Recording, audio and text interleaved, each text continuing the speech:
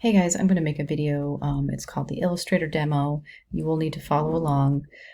So we're in, Brightspace. If I'm in week 5 of the course shell for graphic design applications, we can scroll down and it's going to be under the Illustrator demo.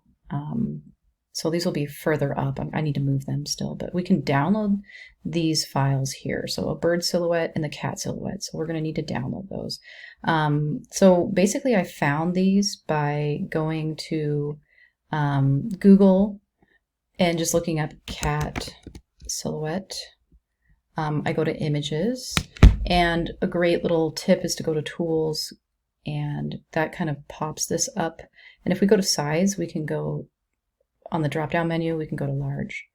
That's a great place to find cat silhouettes. I did find one. I clicked on it. Excuse me. Excuse me. And then I have to do a control click on the image. Control click on the image and open image in a new tab. And that way you get it at full size. And then you would control click or right click on it, and you can save that image to your computer. That's basically how I got the cat silhouette. And I went through the same process with the bird. So it is important to control click on these images and open image in a new tab, because that way you are definitely getting the image at full size. I just wanted to tell you guys that if you are searching for things on Google, there is a certain way to go about it.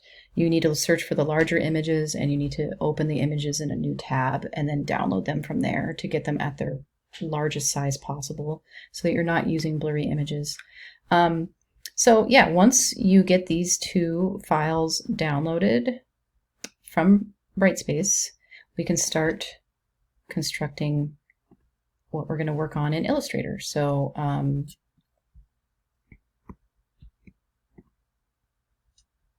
let's see here. We need to launch Illustrator. Sorry, I have this open and my Illustrator is looking a little funky, so I'm going to have to relaunch. But Adobe Illustrator, this is what the icon looks like. I mean, you might have to go into your applications folder to find it. And if you're on a Mac, you can control click on that and options keep in dock. So you don't have to go looking for it every time you use it. It'll just stay in the dock. If you have a PC, I'm not quite sure what the process is, but if you're familiar with your machine, I'm sure you can figure that out. So this is Illustrator. I opened it up. So we're going to have to start a new document. It's very similar to what we did in Photoshop. We just do File, New, or you can do a new file here. And this is going to be for print, so we're going to go to Print up here. There's several different options, but we're going to go to print. Let's do cancel. So let's change this over here on the right hand side here. We want to change that to inches. So let's go ahead and change that to inches. And we want to make this 3 by 3 inches, which is kind of a small artboard size, but that is a good size for a logo.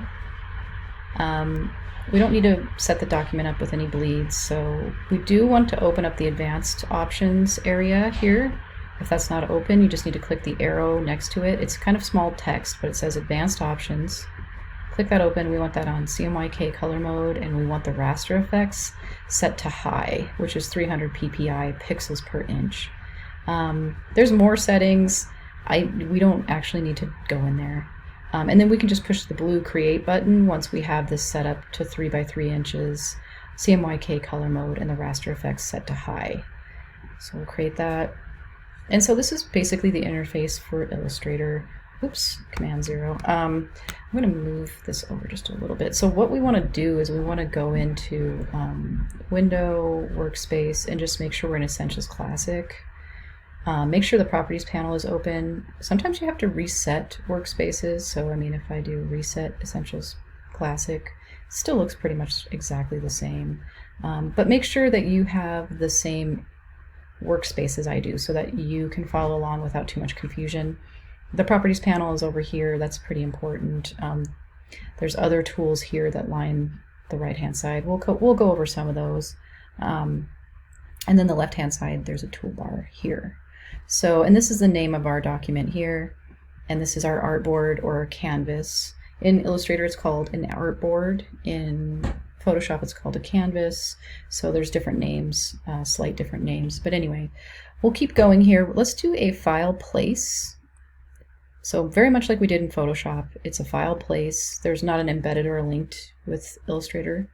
And let's go to those two files that we downloaded in our downloads folder, the bird silhouette and the cat silhouette.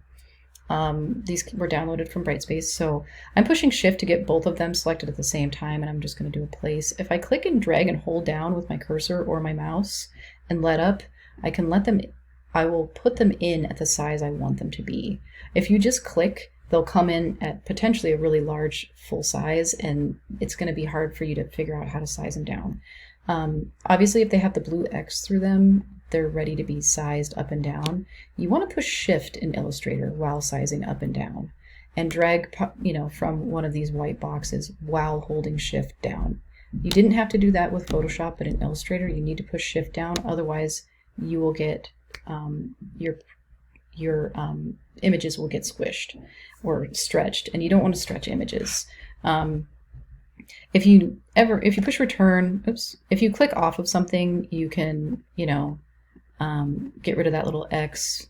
And it's a little easier to resize in Illustrator because you just click on it with the black arrow tool, and you can just push Shift and drag and click off of it. Just click on the white, and that's kind of how you resize in Illustrator. But we're gonna actually start with the cat image here, and we're just gonna do a quick image trace.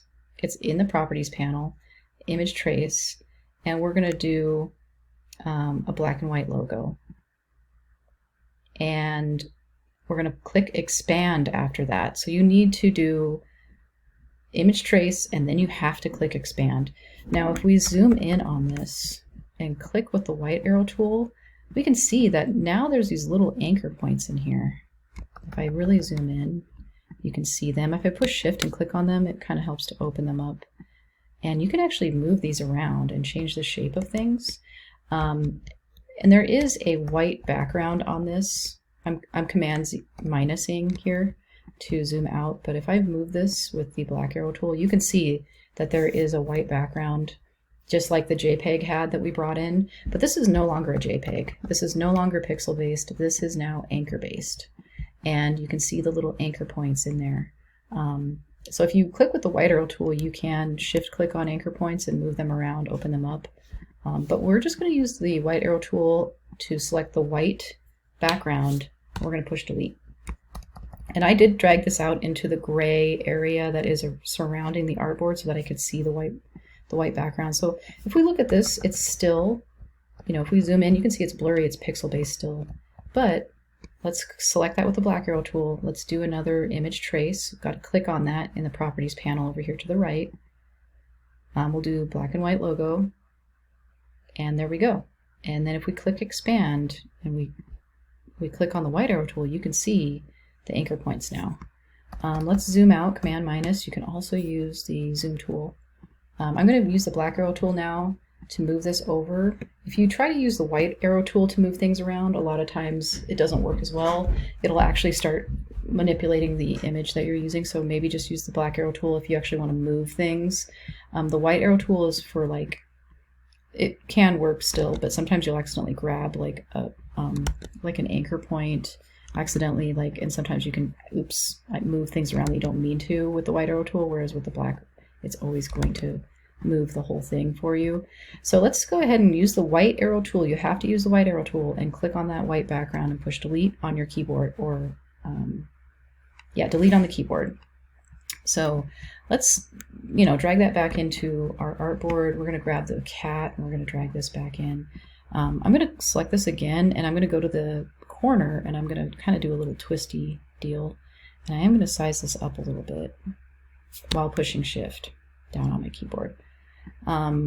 Okay, and we're actually going to combine the bird with the cat, and that's going to become our logo for our Catbird Cafe, or when we have a fake client that we're making this for. Illustrator is great for making logos because it's in vector, which means it's anchor based. As you can see, if I click on these, you can see the anchor points. And this type of file type can be, you know, blown up huge, and it's a very high quality file type. And with logos, you want high quality file types. Okay, so now that they're stacked on top of each other, I used the black arrow tool to do that, to move these around. I did resize the bird a little bit. I resized the cat a little bit to get them around the same size. So if I push, if I click and drag over both of these and then let up, I can get both of them selected at the same time. I can also just click and push shift and click, and I can get both the cat silhouette and the bird silhouette selected at the same time. So I'm going to show you a tool. It's called the Shape Builder tool, and it's very, very useful. So we did do the image trace, which is also very, very useful. I suggest you do that when creating your logo project for this class. But this is just the Illustrator demo right now. I'm just getting you warmed up to do an Illustrator logo. So let's click on the Shape Builder tool. It kind of looks like two circles with a little cursor arrow there. So if you click on that, if you hover over different shapes, it does kind of almost create this mesh looking thing.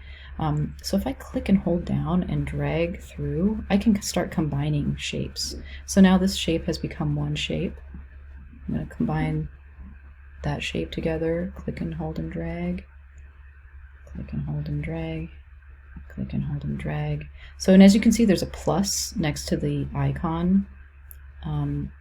So if I want to subtract shapes, I can. You just have to push Option or Alt on a Windows, Option on a Mac, and you will get the minus sign. And if you click on shapes with the minus, it will delete them. So you have to hold Option or Alt down on a Windows machine, Option on a Mac, but you can get that minus sign and you can subtract by clicking on shapes. So that's how the Shape Builder tool works in a nutshell. You know, you can just click and drag through different shapes that are stacked on top of each other to combine them, or, you know, to subtract, push Option on the keyboard and click. So basically we've kind of made this cool like cat bird thing, and this is the icon, this is the symbol for our cafe, for our client that we're making this for. It's a fake client, let's say. So I'm going to size this up by pushing shift on my keyboard and just dragging with the black arrow tool from the corner. I'm going to fill the canvas or the artboard pretty full because this is 3 by 3. I didn't mean to put an angle on that, and I'm going to center it pretty well here. And then I'm going to, we can grab the type tool. Click down on that. Let's click and hold and drag out a text box and put cat, bird, and then let's push a return and cafe. And that is going to be the name of our cafe. This is going to be the logo that we're making. So let's highlight these by clicking and holding. And we can go, let me move this over. We can go over here in paragraph under properties, and let's go to center align. If you hover over these, it'll tell you what they do. So this is align center. We're going to click on that one, and we're going to center align our text. Next up, let's just highlight catbird, and let's just go in here and find a good bold text. How about Arial black or something similar? If you don't have Arial black, I mean, more than likely you probably do, but you know, use it just a bold font. And then let's click on more options. There's 3 little dots here under character, and let's go to these double T's here. That'll make it all uppercase. And then let's highlight cafe, and let's go to a script type font. I'm using Almond. If you don't have Almond, that's fine. Just find a different script. And let's size this up. And let's change the leading, which is the space between the lines. I'm going to have to bring that down, and something like that. In the next video, we will resume this tutorial or this demo video. I'm going to have to stop here.